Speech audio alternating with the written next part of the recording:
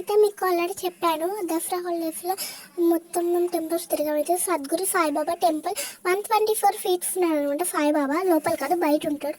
మొత్తం చర్చ్ లాగా ఎంతో డీసెంట్గా ఉంది, ముగ్గులు మొత్తం బాగుంది, నాకు నచ్చేసింది టెంపుల్ మొత్తం. కానీ లోపలికి మాత్రం ఫోన్ ఎలా లేదంట, మొబైల్ బయట నుండే లోపలికి తీశారనమాట. ఇక్కడైతే మంచి మంచి ముగ్గులు అన్నీ వేశారనమాట.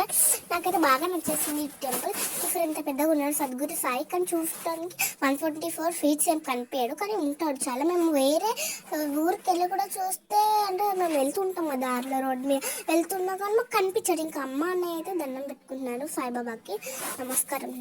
ఇంకా మళ్ళీ మీకోసం చూపిస్తున్నాను సాయిబాబాని. చూసారా ఒక్కొక్క ఆయన కాళ్ళ పాదం కూడా మనంత సరిపోదు అసలు, ఎంత పెద్దగా అన్న మన దాని పాదం ఎంత ఉంటే బెడ్ కన్నా పెద్దగా ఉందన్నమాట.